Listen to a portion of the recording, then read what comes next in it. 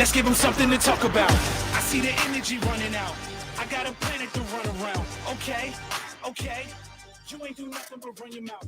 No, I don't want to be humble now. We're going to start a few minutes early. Mostly because we're nervous and we don't want to screw it up. We're sitting here just chit-chatting. It's like, Yeah, might as well just put it online. We might as well put it online and just make it's so your Wi-Fi is off, the sound's good, everything's good. Yes. Yeah, literally, I just, because Nicole's going to dial in here in a few minutes, and then we'll get started conversation with her. I know she'll be right on time. But I wanted to make sure that everything was operational, was good to go. When Nicole Carroll comes on, who I've known since 2006, was the first time I met her. And I might talk about this with her, but I know she won't remember. she won't remember that I was in her L1. And it was a 3-day L1. It wasn't a 3-day? Yeah, it was a 3-day L1, not a 2-day. I was thinking about it the other day. I was like, oh, that's right. I went Friday, Saturday, Sunday. Really? Yeah. Were they all day like sessions? Yeah. Yeah, it was all day session. Oof. I know. It's a lot of PVC pipe. But it was shortly after that. Okay, we can show that comment. Yeah. Yeah, don't worry, dude. We're just gonna have fun. But but there was a 3-day L1, and it was hard as hell. But she was there as one of the coaches. She was Greg Glassman taught it, which was really cool. Mm-hmm. But she did a good portion of the content as well. Was that during the phase where he was phasing out? Yes, he was phasing out. That was he was transitioning. Okay. And Sakamoto was a demo coach there. Mm-hmm. And Nicole did. I remember Nicole did the section on the zone, which was really cool. So that was when I first met her, and was just kind of in awe. I was mostly not necessarily in awe of Nicole. Of course, I was, and seeing women just be able to do things that with barbells that I had never seen before, and I'd spent a lot of time in gyms, working out. Even the gymnastics, bodybuilding stuff. Oh yeah, it was just remarkable. But I was more in awe of the whole education process, which I want to touch upon a little bit today with Nicole, because she's brought it back, in the form of the content that she delivered for the website and for CrossFit. Not for they don't have the journal back, but the Magic of CrossFit series that she created harkens back to that content that they delivered originally at the L1s, and then and they still deliver in the L1s, but it is content that comes from the CrossFit Journal. But it was so good, it was so mind-blowing, and she was just part of that whole process. And I've always kind of revered her since then because of that. Like, it was so impactful for me. I'd spent a lot of time in bodybuilding prior to CrossFit, training at Gold's Gyms. And then I did for about 5 years prior to actually doing CrossFit. Immediately prior, I did triathlons. And the triathlon community is deep in the endurance community, triathlons and marathons. That community is very immersed in the science of it. Yeah. Nutrition. I mean, they've always been geeks about performance and how to enhance performance, how to train, all of that stuff. And going into CrossFit, especially my L1, where some of that was not debunked, but just kind of turned on its ear, and defining fitness, especially increased work capacity across broad time and multiple domains. And then, Greg, I even spent some time in that L1. I distinctly remember talking about VO2 max and why VO2 max is certainly one measurement, one tool. It was one measurement. It doesn't measure fitness. Yeah.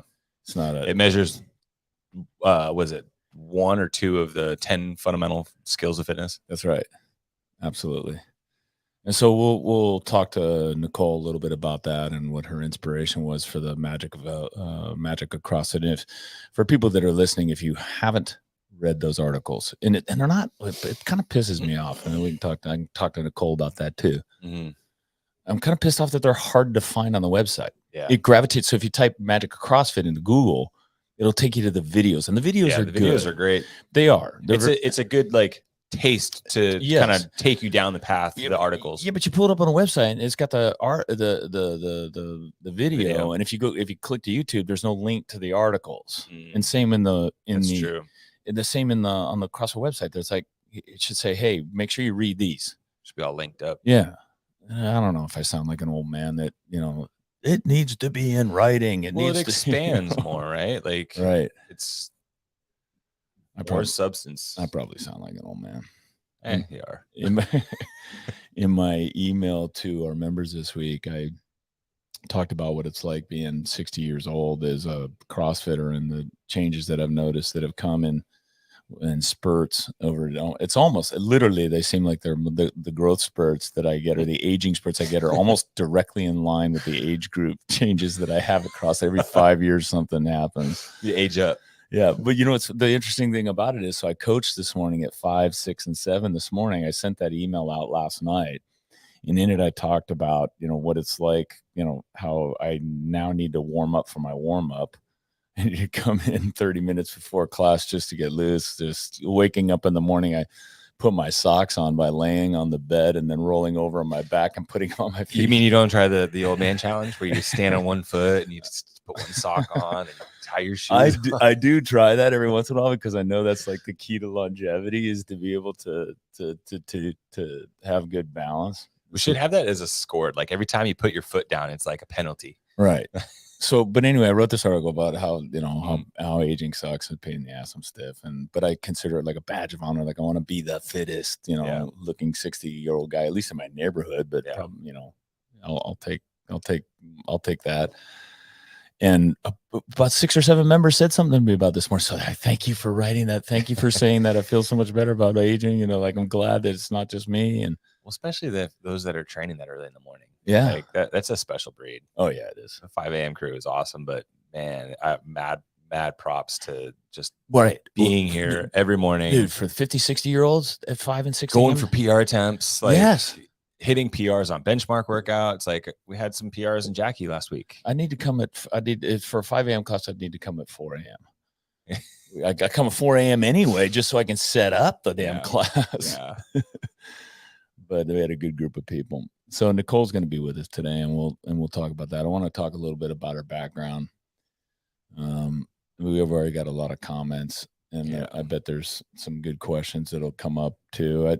And we're terrible. Jamie and I have admitted that we're not great at the comment part of this. Like sometimes it's on a different window. Well, and that's one thing. Savon and his podcast. Savon is really the guy's got either. I think he has incredible ADD. Yeah. But that allows him. He knows how to manage it. Yeah, but he knows how to manage it. He look down, read the comments, boom, stay the comments, and then stay on topic. No shot. Although sometimes he gets off topic, and then as a listener or as a watcher, sometimes the questions cue the off topic. Well, that's true, but like he pulls up the question. I'm like, ask the damn question. Greg Glassman was about to say something really important, and you're talking about the size of someone's pecker and their pants, like. He goes way off talking, but it's on purpose to build some suspense. Yeah. So if you guys have really good comments, like talk amongst yourselves and compliment each other in the comment section. We'll try and pull one up here and there. It's like I can barely even freaking read this thing. That's the age thing, is I need glasses to read it. But you don't want the glasses on the camera. Yeah. So I don't know. I was talking about Nicole. So Nicole's going to be on. She agreed. And we decided to step it up for this.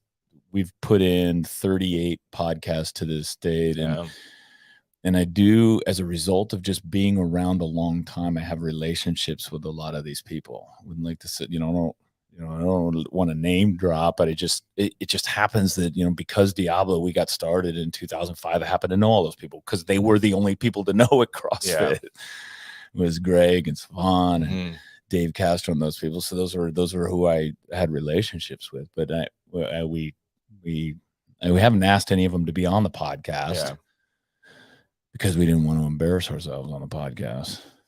And so I asked Nicole because we don't see, don't really see a whole lot. No, we don't see Nicole on a lot of podcasts. So I thought it'd be fun to have her on to talk here. And I sent her multiple calendar notices and multiple emails. So hopefully she doesn't forget. No, she I don't see that happening. No, she's not gonna forget. She'll come. I don't see that happening. No, she's not gonna forget. I don't see that happening. But I thought it'd be cool because she's not on a lot of podcasts. Yeah. Dave's got his own podcast. Yeah. And he's getting better. Yeah. I watched his week in review last night.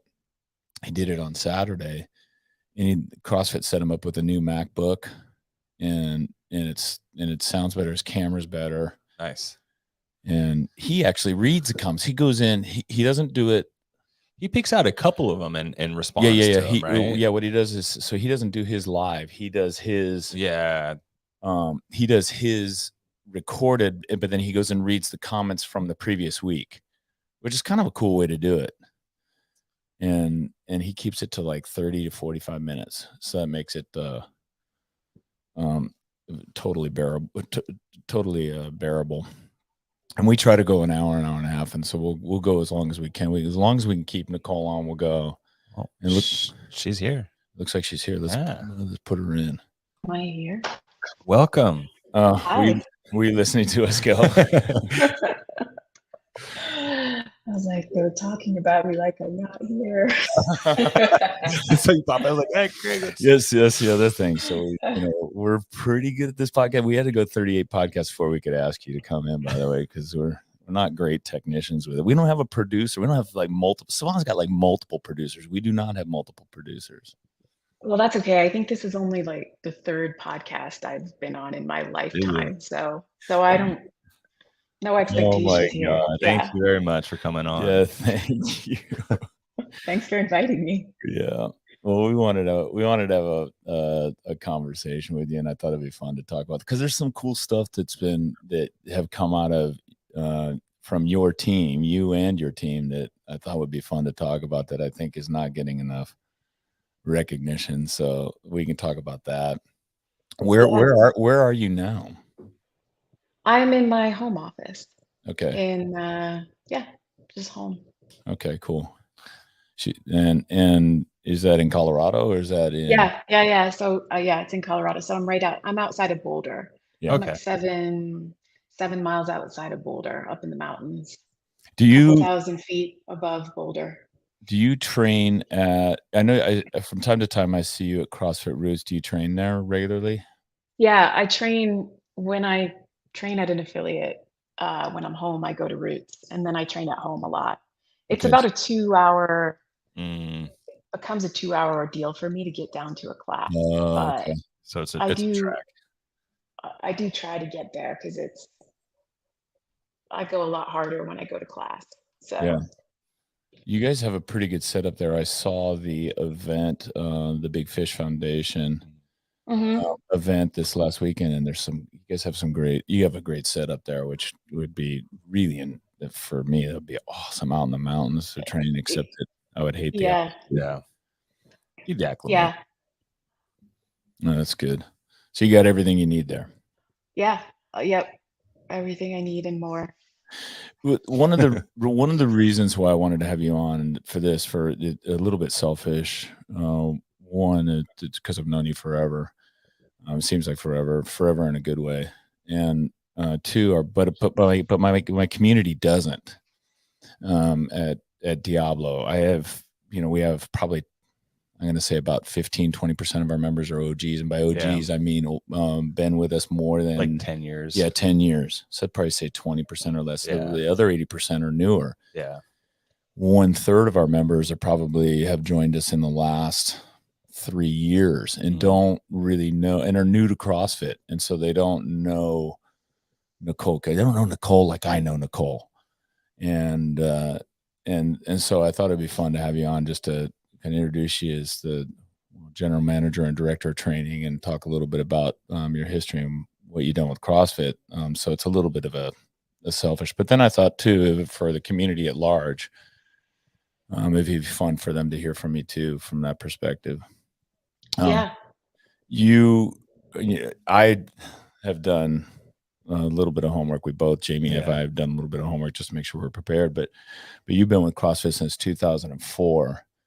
And came in as a trainer. You started CrossFit, and then we're asked by Greg to train as a coach. Before that, it was bodybuilding and classes wherever. the one part that I didn't learn, and this is the one question I wanted to ask you, did you have any management experience, corporate experience, any of that stuff before you came into CrossFit? No, not at all. No, I came to CrossFit and, my background, I went to school for anthropology and art. Mm. And I when didn't. and post college, I really went hard at thinking or really the art angle, ceramics. I wanted to go to graduate school for ceramics. And I'd been teaching. I taught at the Mount Madonna School for a little while. I also I was up there for about 4 years and I did a bunch of yoga teacher training. So bodybuilding was early on because my dad was a bodybuilder. And so that was how I think I just grew up always with a sense of like needing to be healthy, that was just, eating well, going to the gym, doing something to stay physically active. It was just part of how I grew up, luckily. But I didn't love my dad to death, but I didn't necessarily love what I'd seen of the fitness industry up to that point.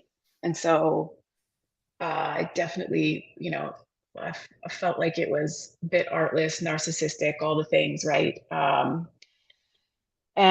So I just took a totally different track, was really interested in art, literature, stuff like that. And then that was just what I pursued all the way until CrossFit. And even then it was kind of a slow roll into um, a full-time yes to CrossFit. And then, kind of saying, okay, I'm gonna put this stuff on the back burner and see what this is all about. So no, zero management experience, zero corporate experience. Wow. Everything I learned in CrossFit. On your own. That's awesome. That really is remarkable. It's you essentially as a corporate executive, you grew up as a corporate executive within the CrossFit organization. Yeah, it is remarkable because I think I always joke that I think I'm probably the most reluctant executive that ever was. I have zero aspiration to climb any corporate ladder. I just always, I don't know. I don't actually even know how it happened or how it continues to happen. And So that is part of, I think, from as a community member, that's part of your charm and the reason why I think you're so genuine in your role that you have now. It feels like, speaking as a community member, you feel like, I feel like you're one of us. and that's really reassuring. That's cool. And did CrossFit send you to any management training programs or anything like that along the way? no, I mean, CrossFit was Greg. So of course Greg Yeah. didn't send, Yeah. I mean, and really what I learned, I did. I mean, I learned, I think there's two main sources of my education, and one was from Greg, and the other was from the people who worked with me and for me. Okay. And for me, so much of it was about leadership more than the word management never really, outside of like managing a thing or an event or logistically something you did. My sort of obsession was with leadership. And yeah, I actually don't even know. I don't even remember what the question was, but that's good. Oh, but where I did get sent was to a public speaking school. That was one of the things I remember. And then actually post acquisition, there was a little bit more of the kind of, I did sort of one course that was more like business leadership, business management type of stuff. Kind of, getting up to speed on a little bit of business acumen that I never really needed before. You started on a track that a lot of coaches here, and I think a lot of affiliate owners started as well. You started as a part-time coach, and then grew into that role to have more of a full-time role, and then grew within the organization. And I see that here at Diablo, we get part-time coaches that, whoa, okay, this is great, I'm going to keep this going, and then they get clients and they become full-time coaches, and then even branch off to bigger and better things. Well, even a lot of the coaches, they would start as members too, right? Yeah, they started as members too. Did you start as like I mean yeah. I started as a client. Yeah. I had no intention of coaching. I just walked into CrossFit Santa Cruz one day to get a workout in because, you know, I had learned about it actually from Tony, because Tony, you're one of the few people, Craig, who probably I can make that reference, and it's like, oh, Tony, yeah, Tony Button, yeah. And you know, so Tony and I actually were at Mount Madonna Center together, and he was coaching. I think he was an English teacher there. That's right. He was an English teacher. That's where I was teaching art and ceramics, and he was also coaching the girls volleyball team up there, or maybe it was the volleyball team. Period. I don't know if it was girls, boys, and he wanted to learn the Olympic lifts, and so the only place around teaching Olympic lifts was CrossFit, and so he's actually started going in before I did. Then he told me about it, and then when I moved down into Santa Cruz, then we both moved down, and then we started going into CrossFit Santa Cruz. So, and yeah, my first class was with Greg. Greg was my coach. That's so cool. That is really cool. And then Tony, what's fascinating about that same thing, developed a skill set in photography and videography. In media, and now that's what he does as a career. And again, it's one of the really cool things about the CrossFit ecosystem, the affiliate ecosystem. It gives people an opportunity to come in, and they either can go on to, you know, coach and build a career as a coach, to go own an affiliate. Some actually go in and then become athletes or become coaches to athletes. That direction. And the other thing is, within our community too, what we've had here, this one actually is a little more frustrating for me, is they'll become a coach and then they meet one of my members who hires them at their company and steals them away. But it's just one of the awesome benefits that's unspoken about in the CrossFit world. That, you know, there's thousands, there's got to be tens of thousands of success stories similar to that. Yeah. The interesting part that is, and one of the things, I ran into Nicole at an affiliate gathering recently in Pleasanton. In Pleasanton. Yep. And I had the Magic of CrossFit had just, the first one had just been published.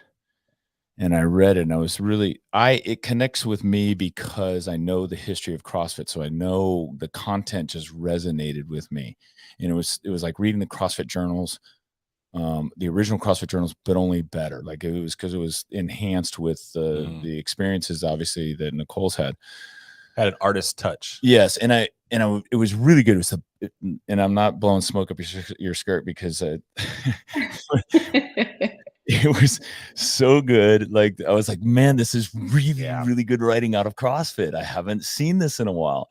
And so when I said to Nicole, I was embarrassed, and I'm kind of embarrassed about this story, because I said to her, I go, Nicole, that is really good. Did you write that yourself? And I didn't mean it like your foot in your mouth. Like, by now I know, as the general manager, you have a compliment. You have a team of people, and she turns, she goes, yes, of course. Like, I was like, oh shit. I was like, wait, do you think I put my name on anything? I mean, obviously we have wonderful copy editing team and things like that. So they refine it for sure. But no, I did. I wrote those. I did write They those. are, if anyone hasn't read them yet, I would strongly encourage you to read them. And it's the first one. Read the first, and I told Jamie before we started this, before you came on, that I was a little frustrated with CrossFit because they're not easy to find them. If you type Magic of CrossFit, the videos come up first in Google, and so you got to hunt around a little bit on a CrossFit website to find them.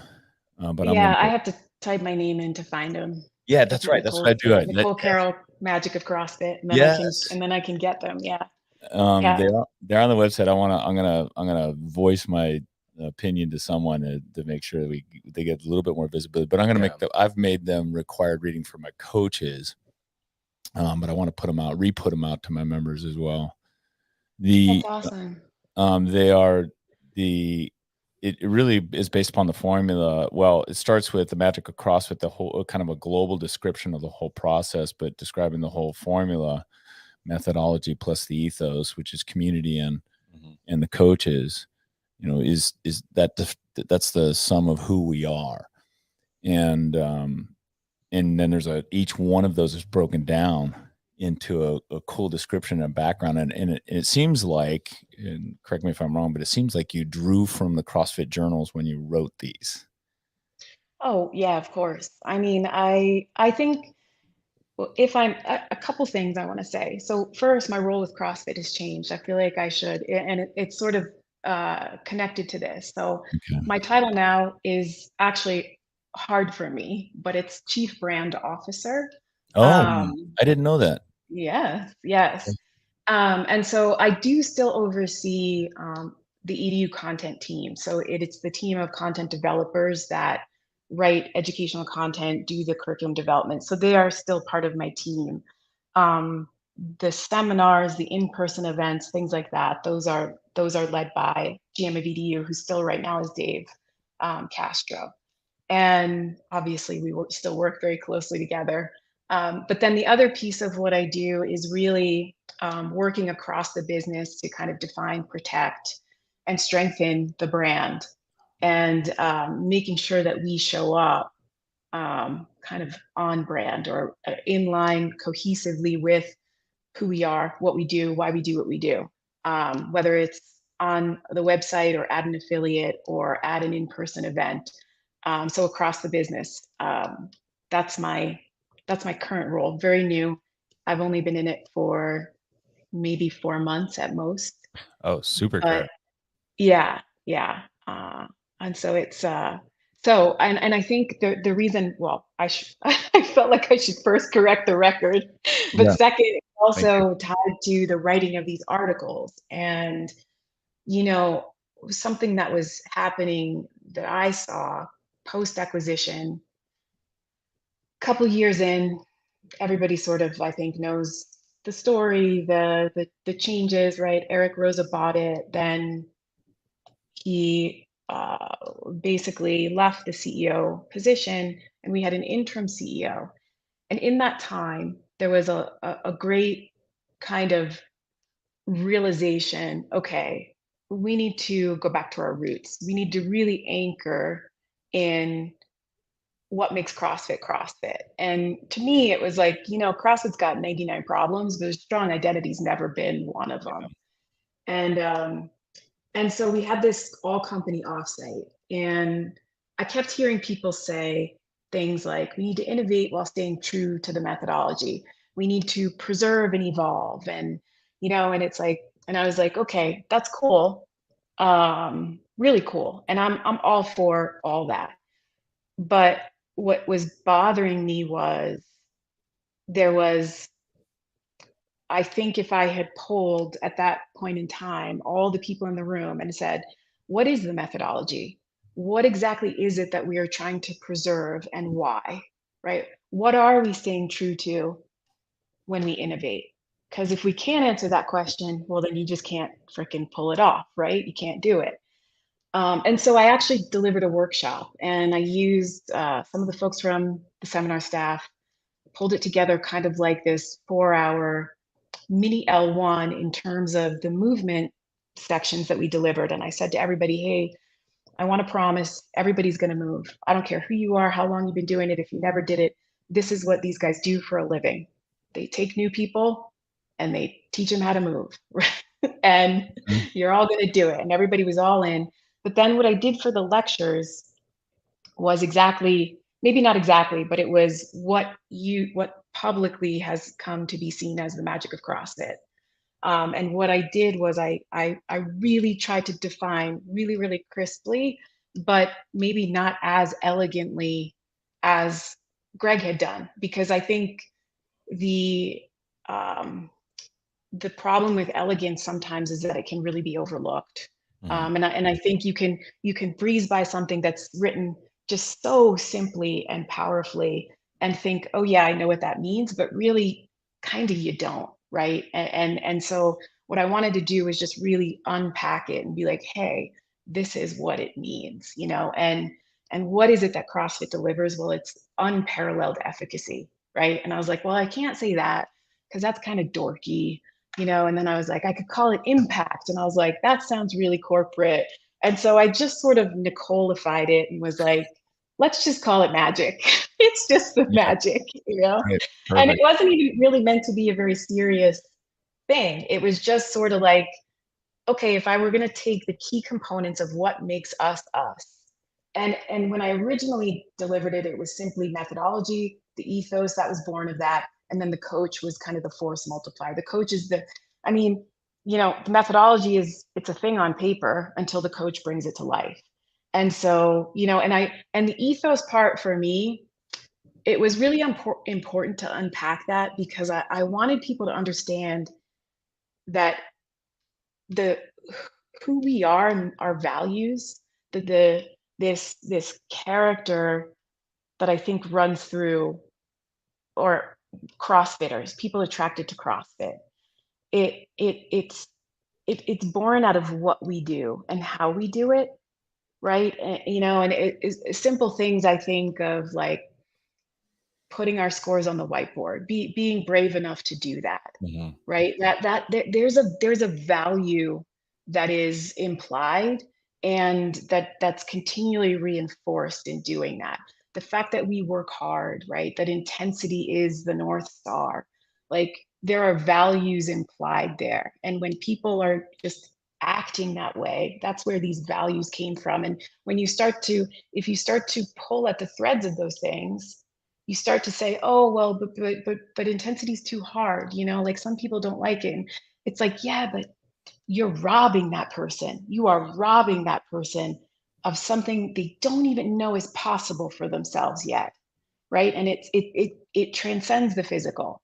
And so that ethos part was really important for me, to kind of show that to especially the internal crowd I was speaking to at the time, right?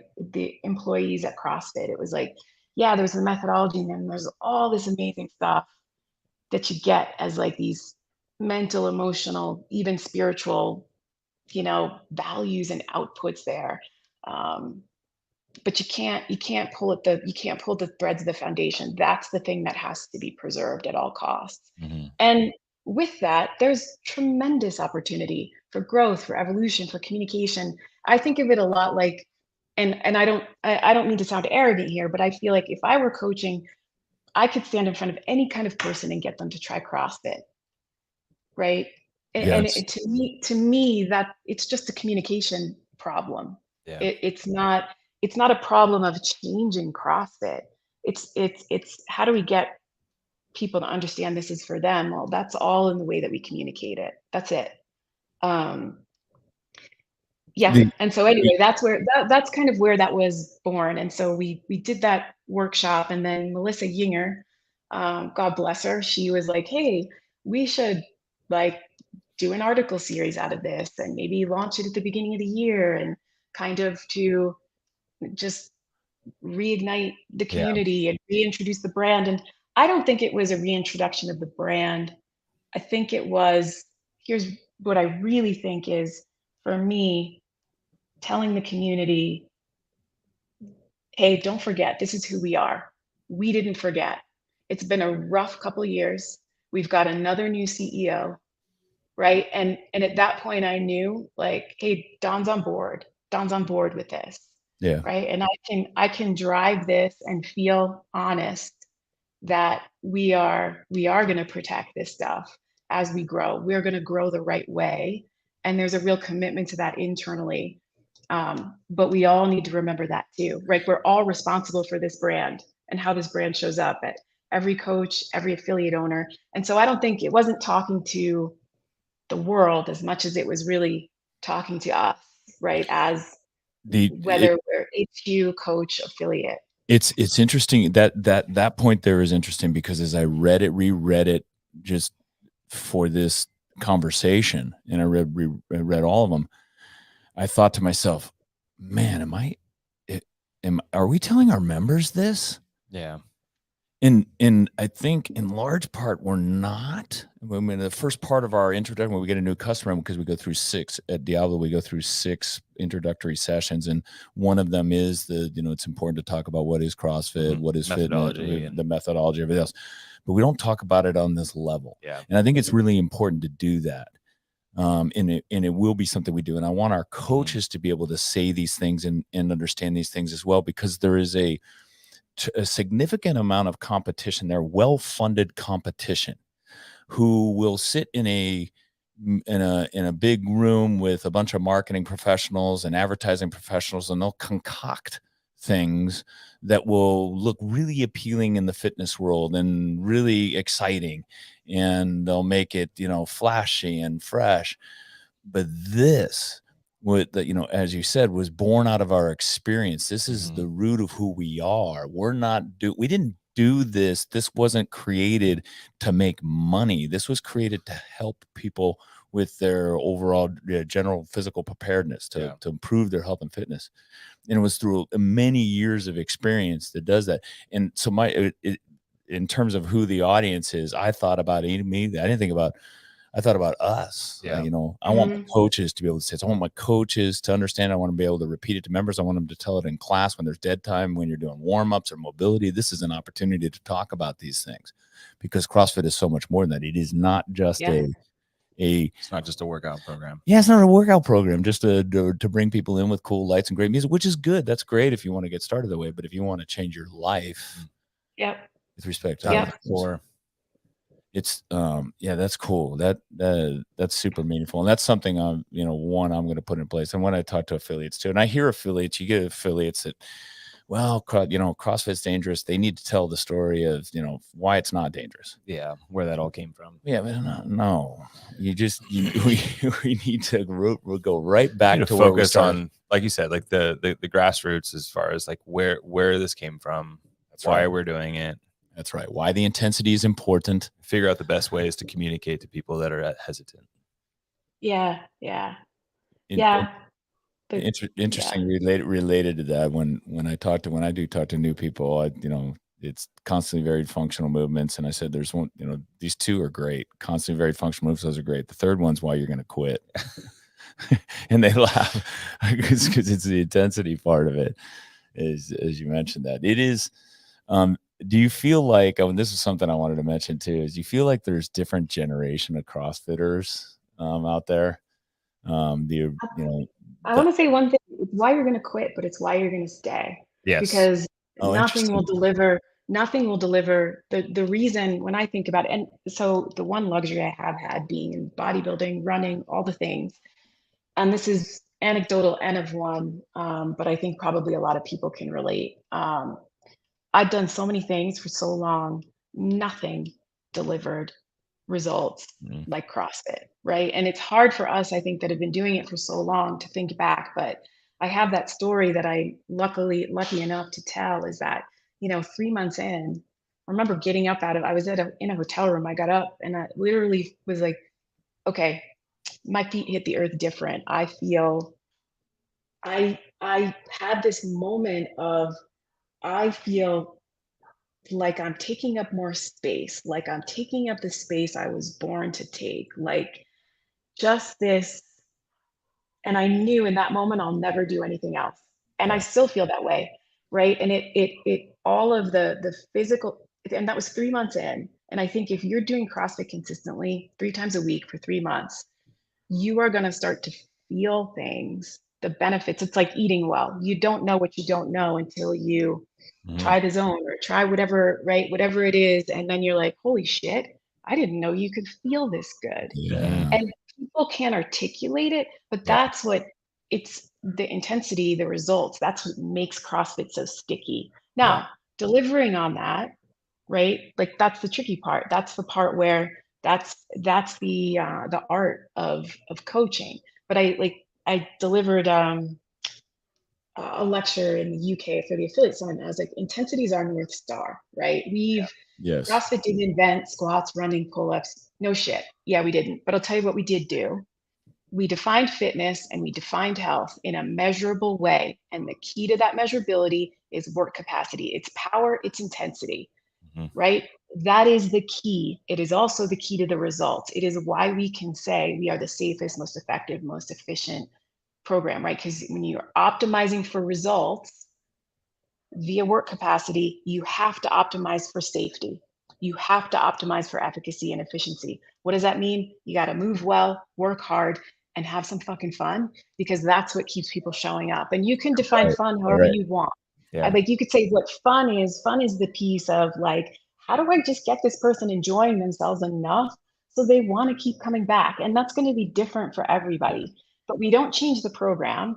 We don't change. It's okay. It might take somebody 18 months to be really ready to dig in. But that doesn't mean that my North Star for them, no matter how distant it is, isn't still intensity. Yeah. Because I know that's where that person's going to realize their potential. I'm always going to want that little bit more for them.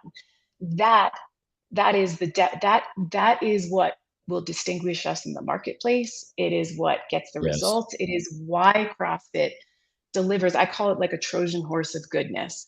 Fine. Think you're coming in to just get a workout, and watch you get so much more, right? Just like this Trojan horse of community, emotional, psychological, just things unlocking in such great ways. That's so true. Yeah. We think about that. We talk about that. No, we talk about that here with new people. I like to get them through their introductory sessions as quick as possible so I can get them into class. Just to experience that group environment. That group environment, one where the intensity goes up because you got other people that you're essentially going against. It's easier to tap into that. But then you're I know the people here, I know my community, they're instantly going to talk to you and build relationships with you. And they're going to be the ones that are going to be texting you, hey, you coming tomorrow? That's a great workout. This one's going to crush us. Yeah. Or whatever it is. But they get that as soon as they get into that class. I know if I get them into class, that's the next hook. And then if I can get them into class for, like you say, for 3 months. Oh yeah. I know I got it. Yeah. Yeah. And then also I'm okay with don't throw them into class too quickly. Like some people need, I talk to, I have a lot of friends I talk into doing CrossFit, and it's like, hey, just a good coach will be able to see, okay, every time I say that, it's like her energy level goes down a little bit, or like I can sort of see, so I'm not going to say that anymore. I'm going to say this. Oh, okay. That seems to work.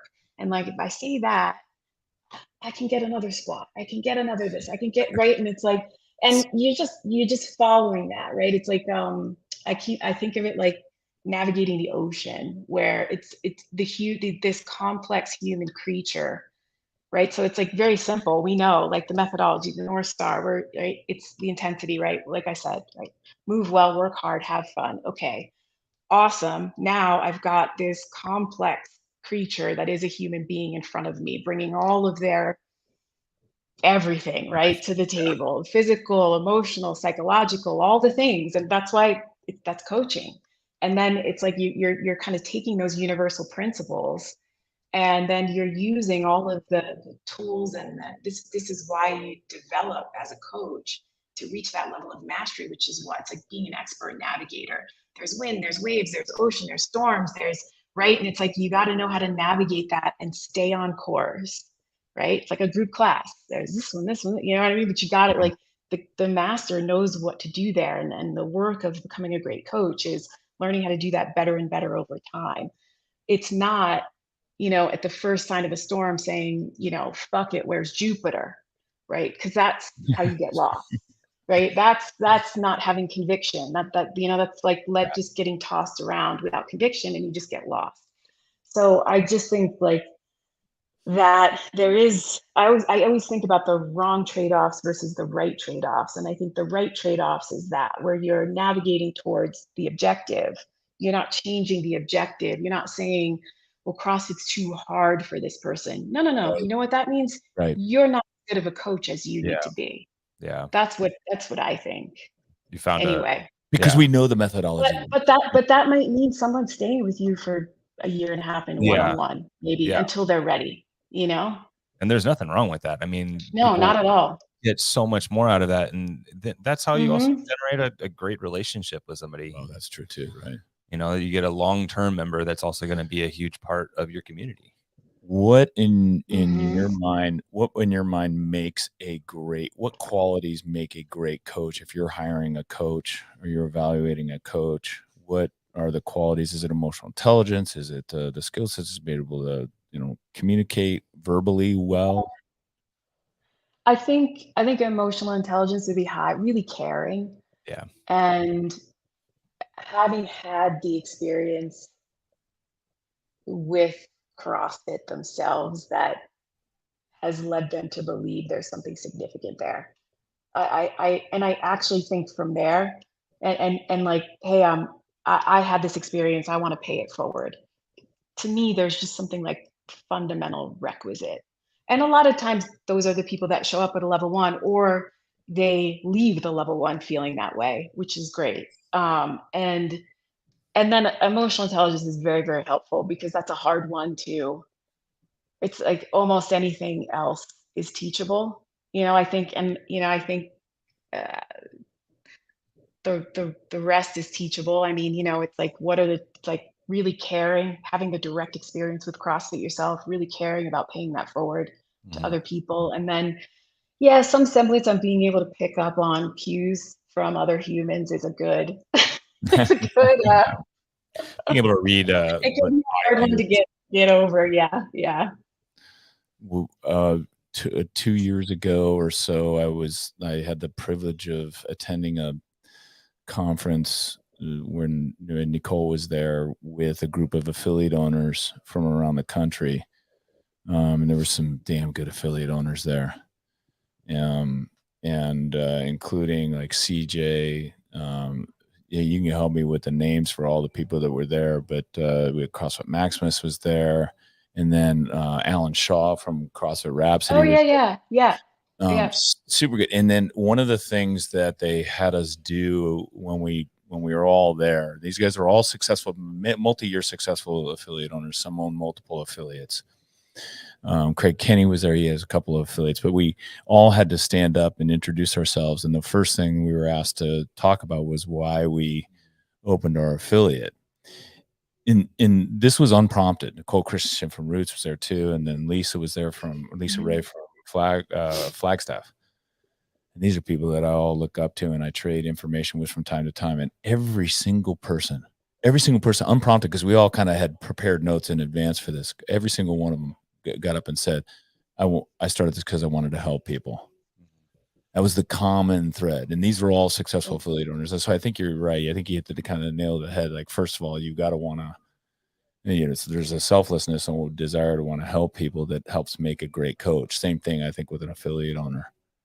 Yeah, and what triggers that, like, then why CrossFit means they've experienced something in CrossFit that has lent itself to, oh shit, like I need everyone I love plus doing this because I see the impact that it's had on my life. It's like you can't help but want to pay that 100%. forward. Yeah. Yeah. 100% there. Like DocSpartan, is this a sponsor of your? That's Dale King. I know he's a hero of mine. Yeah, and he volunteered to sponsor. He kept bugging me. Like, can I sponsor your podcast? Can I sponsor your podcast? Yes, you can sponsor our podcast. Yeah, yeah. I mean, that what he's doing it is nothing short of heroic. Oh, And that he's doing it with CrossFit, I think honors CrossFit. Like it's just you go it's and the that's one of the cool things about the affiliate gatherings that I'm glad CrossFit is doing. And then if you get an opportunity to go to semifinals or to the games and you run into other affiliate owners and stuff and you think, oh, I'm pretty good at this. I'm good. And then you meet someone like Dale King, like, oh man, I don't measure up to this guy. And it's so cool. It's so inspiring. It's one of the neat things. And as a result, Dale King has success in other areas of his life. Like, at everything he touches is successful. I think as a direct result of his willingness to give to others. And that's across PSKC, and it's in Portsmouth, Ohio, and that's ground zero for the opioid crisis. And Dale started his affiliate in a recovery addiction, space. recovery space. And now he's got those people that have recovered now as his coaches and working within his No, business. I know. It's I amazing. know. It's really cool. It's incredible. It's beautiful. Yeah. I'm going to go off topic here a little bit because I heard this come up. And I think maybe Dave Castro said it or someone said it, and maybe Greg said it. You know, if Nicole Carroll had competed at the CrossFit Games, she would have smashed it in the beginning. And so I wanted to ask that question because I don't think I knew this. Is how come you didn't do the CrossFit Games in 2007, 2008, 2009 when it was first getting started? That's a great question. I think it felt like a relief to me not to have to compete, because up to that point, part of my job was being a demo athlete at seminars, because it's not part of the level ones today. But at that Right. time, there was a proof of concept thing where, the 5'2", if it was Annie, it was like the 5 foot tall aerobics instructor from Santa Cruz, or the 5'2" pottery teacher from the hippie high school, up in the Santa Cruz mountains, basically was going to take on whoever at whatever workout, and the expectation was that we would win, because that was what was sort of hinged on the whole point Greg was trying to make in those days. And so I think I am, I joked when you invited me on the podcast that I am like, I have a very reclusive side. Like, I think I seek out sort of a peaceful, quiet, calm, not a lot of drama in my life. And being a public figure doesn't lend itself to that. So I tend to prefer to be behind the scenes, and just performance in general creates a lot of anxiety for me. And so at the time it just felt like, oh, I remember asking Greg, do I have to do this? And I think Annie asked the same thing, and he was Right. like, no, you guys don't have to do it. You can coach. And we were both just like, what a relief, we're so happy to just be able to like hang out and enjoy. And, and obviously I think, I can't speak for her. I know now looking back, I definitely have regrets for not doing it. And I think about my mentality at that time, and it makes me a little bit sad that there wasn't a little bit more perspective, right? To say, there was this very strange thing at the time where, like, if I wasn't the best at every single workout, it was a failure. And what's crazy is the CrossFit Games actually, right? That's the whole point, is not like the fittest is on average who is. And as much as I could hear that from the Hopper presentation, it was like, when it came to myself, it was like, oh, I have to win everything, and so I think there's definitely some regret there. And obviously Annie kind of re-entered the space and is doing phenomenal. And so yeah, it was just, it was an interesting time. Like, felt like I'd been competing for a couple of years before that. Right. And it was cool, but it wasn't really fun for me. You know what I mean? And so there was, I totally know what you mean.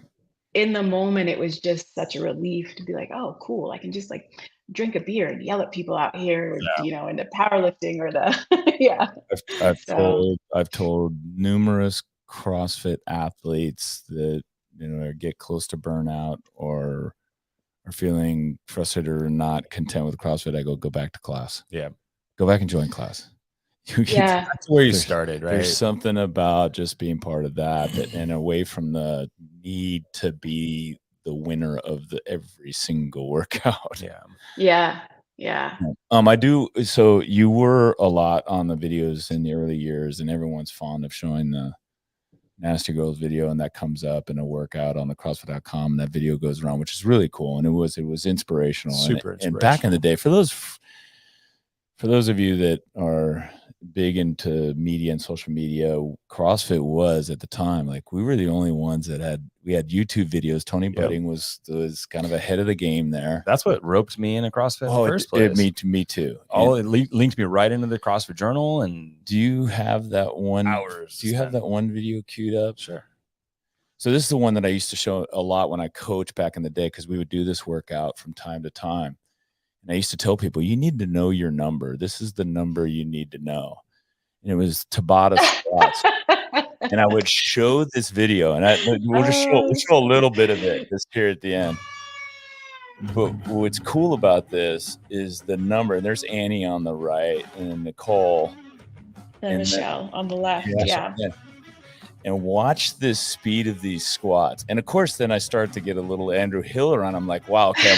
And there's no chance. No. I mean, you guys are kind of like the three flying girls is the perfect name for this video because you guys are all three of you guys coming off the ground, top of every squat. This is real speed. Look at the My numbers. legs hurt just thinking about that number. So that number, by the way, is the lowest of all the 8 rounds of Tabata. Mm-hmm. That's the lowest number. That's the lowest average. Do you know what you started at by chance? I know this is probably a long ago. I don't know what I wouldn't remember. It's probably somewhere around 26. I used to show that video a lot in class. Okay, everybody needs to know your Tabata because it was something mine was 17. I think I got to. I mean, it's also the perfect intro to some form of intensity. Oh, that's right. Right? Like hold this pace, hold this pace. Mm-hmm. Yeah, totally. Yeah. That video, by the way, is hard to find. Like, it's not an easy one. I had to. It was like it's a weird title. Yeah, it's not like the 3 flying. No, it's not like Tabata. Yeah, well, it's got all kinds of Tabatas out there now, and there's tons of so many Tabatas. But anyway, it was awesome to watch. But that drew a lot of people into CrossFit, and it still does. Video content is important.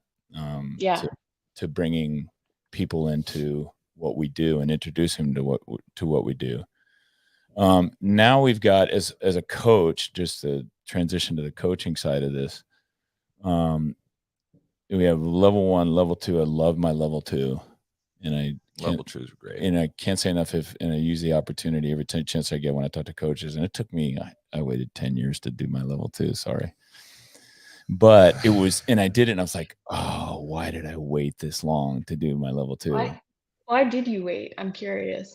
I'm pretty sure I told him as soon as I went through my level 2, I was like, you need to do this, and everybody else does too. That same reason is when my level 1 was getting ready to expire, it was just easier to go do a level 1. There wasn't a level 2 close by. It wasn't, and I was like, oh crap, just go do my level 1. So it was more of a matter of accessibility. Yeah. And then when I did my level 2, I was like, this was dumb. And then it's so funny. I'm one of those managers. As soon as I did it, I came back. I'm like, okay, every one of my coaches at Diablo, you're required to have your level 2. But I've only been talking about that this makes sense. 5 years. Yeah. As soon as I came out, everyone has to have it. This is very important. And then I'm now working on preparing and studying for the level 3, which is cool. Now there's level 4. And why do we have, or why do we need a level 4? And by the way, if you're level 1, take your level 2 because it's awesome. But why do we need a level 4? I think level 4 is a way for coaches to distinguish themselves. So it's just a test. And it's a performance test, which is what it's all about. I mean, the level 3 is great because it's sort of, I'm going to use a term you'll understand, hopefully other people will, but it's like the inside the black box, right? Which CrossFit has always worked with. Hey, like, we know this works, right? Empirically driven. It's kind of like it's what we do and how we do it.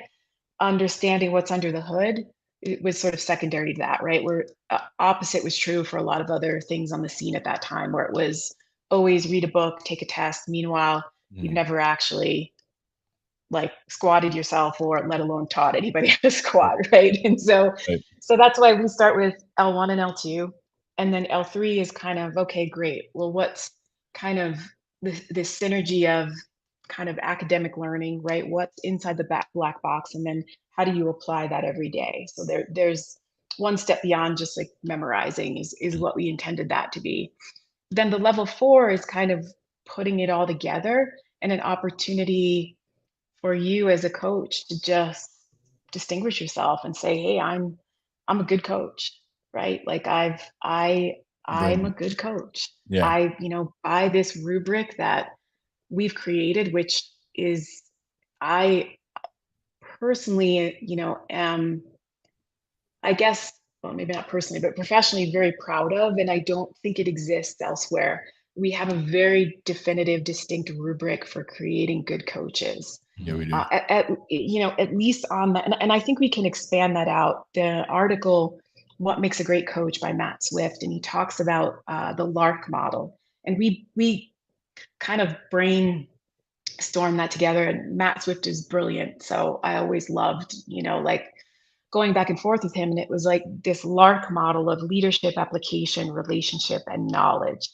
And that if I was going to build out a curriculum to make like the best coaches in the world, we should be building educational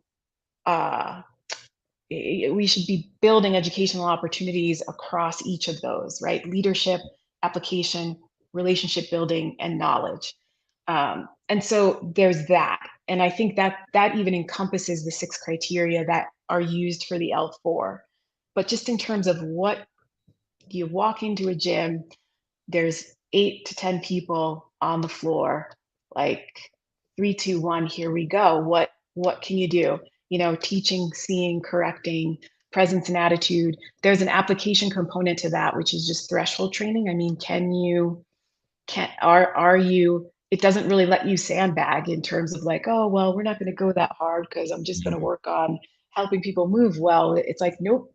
Like, if someone's moving well and they can go a little bit harder, like, are you digging in and doing that? Or if somebody's going a little too fast and not moving well, are you correcting for that? And so it was really important to us because the previous L4 was a lot like level 1s where people were in small groups and it was a bit contrived, right? Because you're not really just coming in and teaching one movement across 30 minutes. Like, that's not really what you're doing in a gym. So we spent a lot of time creating this kind of opportunity where you can show up to teach a group class, 1 in the afternoon, or 1 in the afternoon, 1 in the morning, and programming clients or you don't know, and just what can you do, and then created an evaluation system around that. So I think it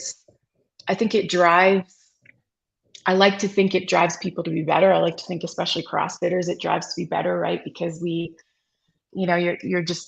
interested in kind of that level of achievement. And I think taking it makes better coaches. I think preparing for it. It's, if you look at the study material for the L4, it's a blueprint for even how to prepare for the exam. Which, what does it mean to prepare for the exam? Here's what I want to mean. In preparing for the exam, it makes you a better coach. It makes you better for the people that see you every day in the gym. That's what I want the level 4 to do. It's not just a check in the box. So it's a you're coaching one class in the morning and then one class at night. I kind of get nervous a little because there's like stuff I'm not supposed to say, but I think this is okay. I think this is all in the handbook. It's like, yes, you do one in the morning and then 1 in the afternoon. Okay. I've actually looked into it because I'm preparing myself for an L4 test and hopefully the next 6 months or so. Awesome. But that was one of the things. It was like, there's 2 classes and I wasn't sure if it was like a back-to-back class, like as far as like, you're having to essentially stay on time and like class like that. But it's there's a break. I don't know if it's exactly like morning, afternoon, but I think there's at least a couple hours between. Okay. The classes. Quality of the coach and I think it is so valuable for CrossFit the organization to have this challenging certification process for our coaching staff. Especially when we have to today compare to, again, heavily funded, well-backed, heavily, well-marketed organizations that are pumping out fitness programs, and we're having to compete. The coach is a unique and distinguishing characteristic of CrossFit. 100%. And I went down to, you can have my wife and I went down to CrossFit Inferno in Pismo Beach. We'd done our vacation. We went in and did a class with Bill Grunler. Yeah. And his gym is an industrial area. It's a little rough around the edges, versus, Diablo, where it's, a little more polished and clean here. We went down there and we had an amazing experience. And we talked about it. We still talk about it.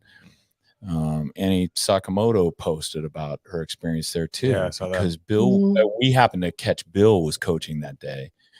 And it was a phenomenally coached class, and the members great. Yeah. Everyone was engaged, and he coached us all the way through, not just the lifting part of it, but into the Metcon all the way through.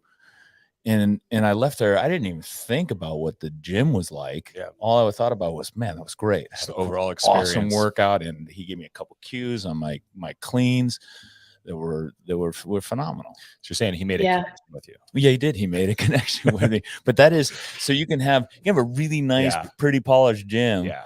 But if the coaching experience is subpar, right, the people it'll reflect on the business. I think it's a crucial component that the coaches be the highest caliber, highest quality people with an ability to connect as well, and always looking to get better, which is the idea of level 4, right? Just to yeah.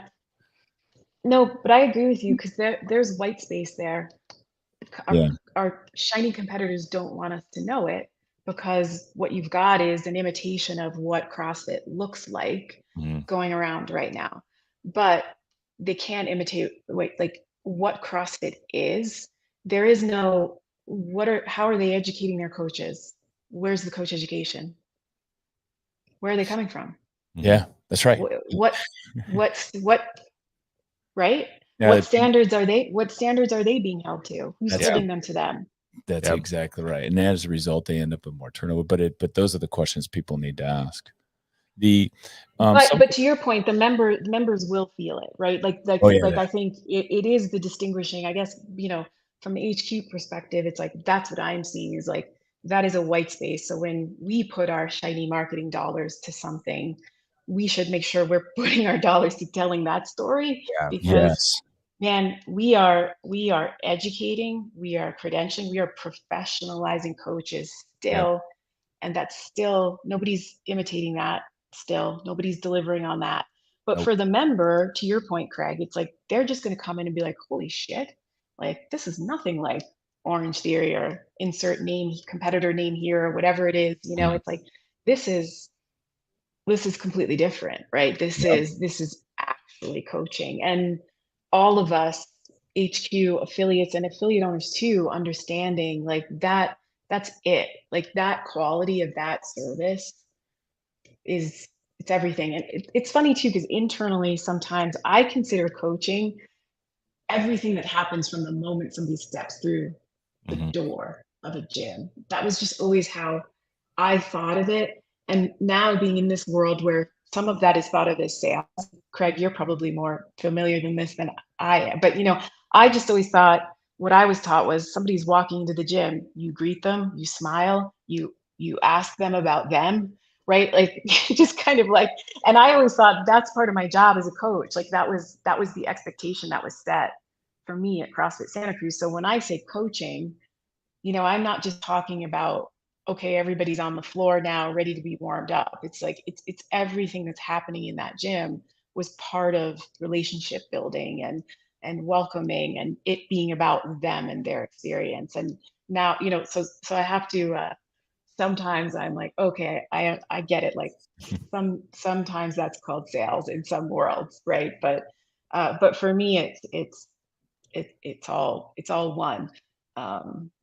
But that's another place that I see with education sometimes. Okay, like we could probably do a better job from our side, providing more education around that. Maybe a little bit more. There's so much we can do. It is. We found, and as we do our demo, we'll walk around as we introduce people. We found that that sales is a transfer of emotion. Mm-hmm. So if you're passionate, I tell our coaches that do the tours, I tell them like, just talk about CrossFit and talk about your own personal your story, because it'll come out. They'll feel it. They'll sense it's real. It's genuine. We don't have a pitch. We don't have a script. It's literally show them around and talk about your story, or tell another member's story, one of the things you say in the CrossFit the Coach, in the Magic of CrossFit, is you talk about, and this is something we've been passionate about since the beginning, is the use of the term coach versus trainer. Yeah. Mhm. And it is those things, those ability to connect with the member, to be able to discern their inefficiencies and make them efficient in what they're doing. The pursuit of virtuosity, making our members better, makes us more of a sports coach than it does training them how to do a movement. Right. Because when you really care about the results the person in your care is getting, that's that line, right? My competency is solely determined by my efficacy. I love that That's line. it. Like, I'm only as good as I can make you. Yep. That's very different. That's the realm of coaching. In my, you could say semantics, but at least in our industry, I like to think, there's a big difference between what I look at and see a trainer versus the standard for what we have on tap at our gyms. Southwest Airlines used to have this test. I'm not sure if it's true, but it was in a book I read about Herb Keller, that about the airlines, when they would recruit new flight attendants, and they would have a portion where of the process where they'd have to get up and do a brief presentation, like the exit presentation for taking people off the airplane. And the new recruits would be very nervous, and they weren't looking for people that were really good at doing that demo. They were looking for the people that were helping and supportive of the people that were going to do the presentation. And that's similar to a CrossFit coach. When I think about a CrossFit coach, there's something really fulfilling to watching a member succeed after you've given them a cue. And if you watch the coach where that happens, almost get more excited than the actual athlete. Right. It's incredibly fulfilling as a coach to watch your student succeed, or where the light bulb comes on in your the light bulb is a big one. And it like, I leave here sometimes with a buzz. Like today, Nicole, and one of our workouts is a 15-minute EMOM. Every minute on the minute, you do one power clean. You're starting at like 60%. You're working your way up to near max percentages. But to watch members walk over and ring the bell with their PR, and it's so fulfilling, especially if you gave them a cue that got them there. It's so rewarding. And mutual sense of triumph. Cool. And that's when you and for me, seeing my coaches in that moment, I know, like, oh, that's a good coach. They're connected. Let me ask you a little bit more of a challenging question about another experience. I ran into you at I think it was a DDC event down in Scotts Valley, sorry, at the office down there. And it was shortly after 2018. It may have been late to 2018 or 2019. That was 19 when we went down. It went down, and you were there. And one of the things I noticed when I walked around was the offices that were empty. And it was after they had made huge cutbacks, and so many of your friends had left. And I thought about, over the last few years, all of the changes that we've had in this organization, dramatic. Like, if I look back, because I came out of the corporate world, the investment finance world, and I thought, man, if I'd gone through any of these changes, I would have been out. Or I would have gone to find stability in another company.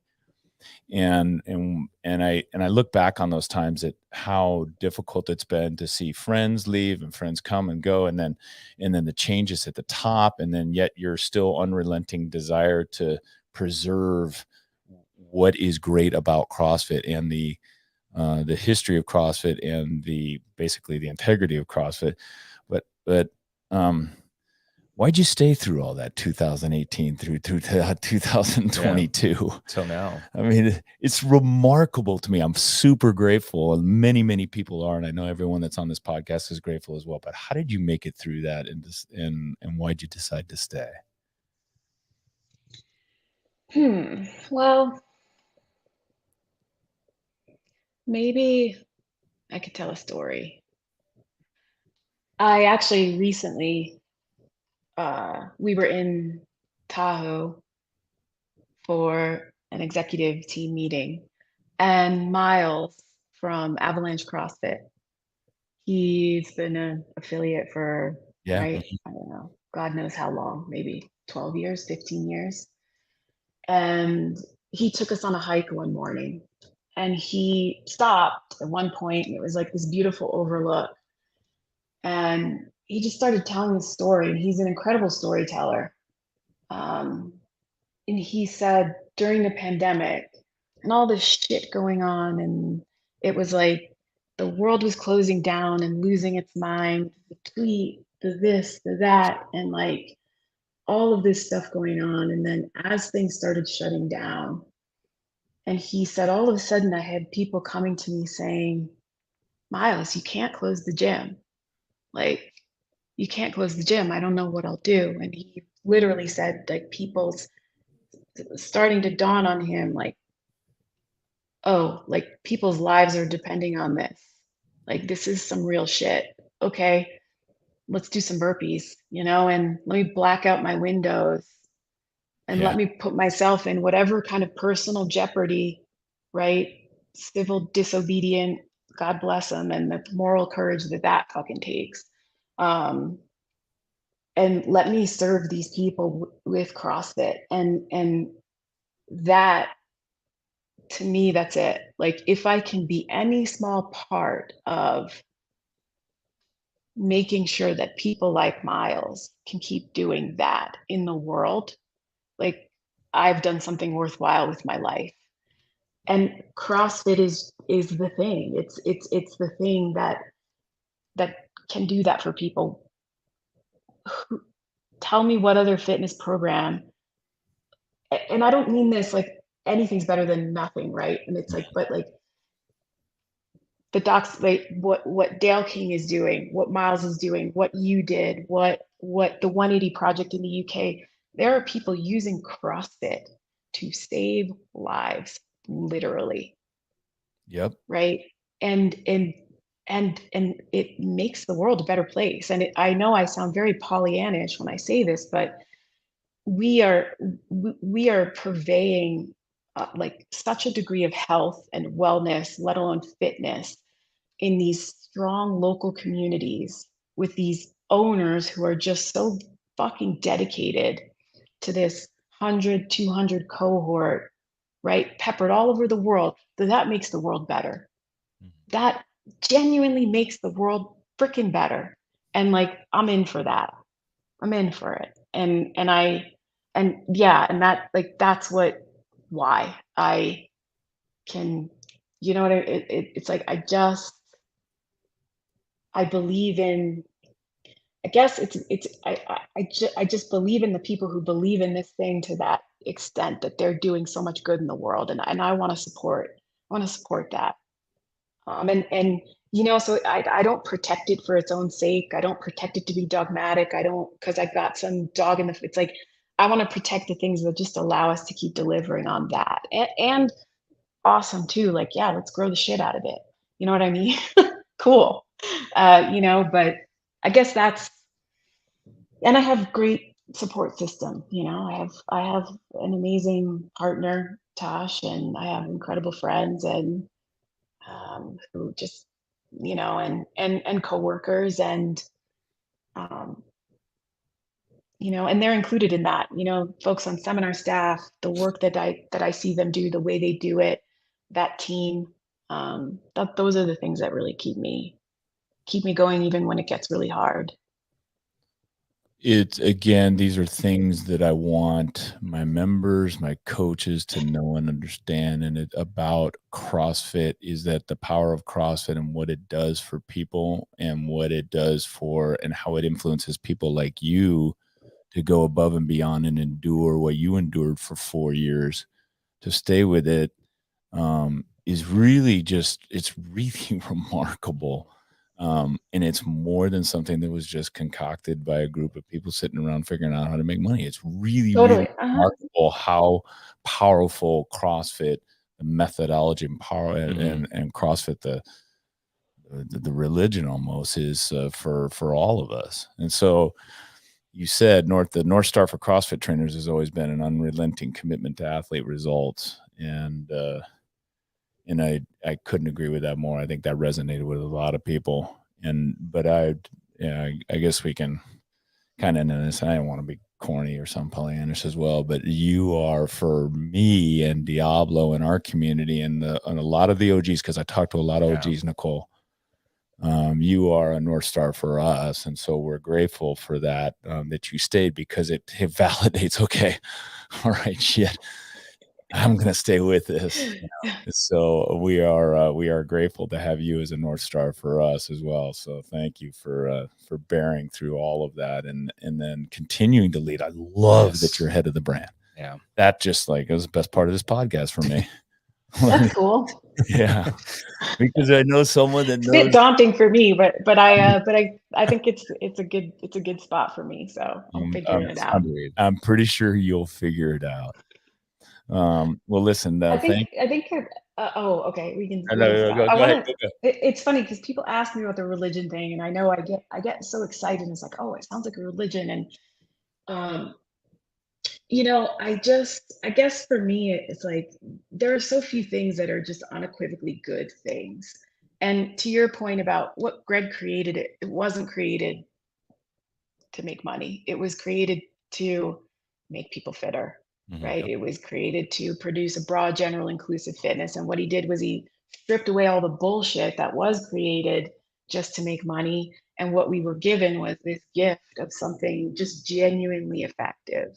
And here's the thing for CrossFit is like, well, we can either make sure we continue to recognize what we have and like, it's going to be hard to improve on that. And the mechanism for improvement is built in because it's the whole raincoats open, rulers out, right thing where, ideally what this is we're looking at what works, what doesn't work. We want what works. We don't want what doesn't work. Right. And so there is a mechanism for evolution there, but it is based fundamentally on this. What's wild is you get all this soft stuff. You get all this gushy stuff that I talk about, right? And the Harvard Divinity School was like, you've somehow, that's where the Trojan horse thing, you somehow crack the code on most people in these religious communities, that the foundation of them is this love each other, this like sense of love each other, right? And somehow, and a woman in the audience asked this question, somehow you've kind of cracked the code on this, where people come into CrossFit gyms and they're experiencing something really similar. And it's like, yeah, and what's wild is it's all based on that real defined and measured, right? Like it's based on this foundation that is just rock solid. Like it's not soft and gooey or any, right? It's objective in a lot of ways, right? It's that measurable, observable, repeatable, but it keeps you focused on the right things, and it is the mechanism by which you can get the results that actually impact people physically, mentally, emotionally, right? To the extent that we are, the shared sense of triumph, the infinite scalability, like it's like, and it's all this beautiful petri dish for loving each other, and making the world better, really. Like, because I think that too. I also think healthier people, they make the world around them better when they leave the gym too. And that's just like, okay, in Tasha's words, I'll say you have to press the I believe button on that one. But I think typically when people feel stronger, more confident, more resilient, right? When they step outside the walls of the gym, they're typically kinder people. They're typically more tolerant people. They're typically going to leave it better than they found it. And I don't know, like that was the whole magic thing, but it's built on that rock solid foundation that it again, it's just so important that gets preserved. And it's really not religion. It's not religion. It's kind of like when it's, to me, honestly, and maybe this makes it sound like even more of a kook, it's just a fact. Mm-hmm. I mean, you can measure it. You can know whether it's working or not, and then the rest of it is sort of ours to recognize that and cultivate, I think, as leaders, affiliate owners, us at HQ, even coaches, right? And that is, yeah, to your point, those people, especially coach, affiliate owners, and us internally at HQ, knowing those things, so that people can be the beneficiaries of them is what's most important. We are stewards of the of the methodology, of the brand, of the community, the ethos, all of it. And you know, we all kind of have an obligation. I feel like I have an obligation to essentially pay it forward. And I know my members do. They get that out after a certain amount of time. Yeah, that's awesome. Well, listen, we've taken a lot of your time. Thanks for letting me rant and having me on. You actually went above and beyond, and which is typical for you, I think. But this is awesome, and I'm grateful. It'll get replayed. We'll post it, and I'll put links in, by the way, in the YouTube of the access to the Magic of CrossFit articles, Matt Swift's article as well, and some of the stuff that we've talked about today. But thank you, Nicole, for your work and your perseverance and being on our podcast today. Thank you. Thank you very much. Appreciate you. Right on. Bye. Thanks, everybody.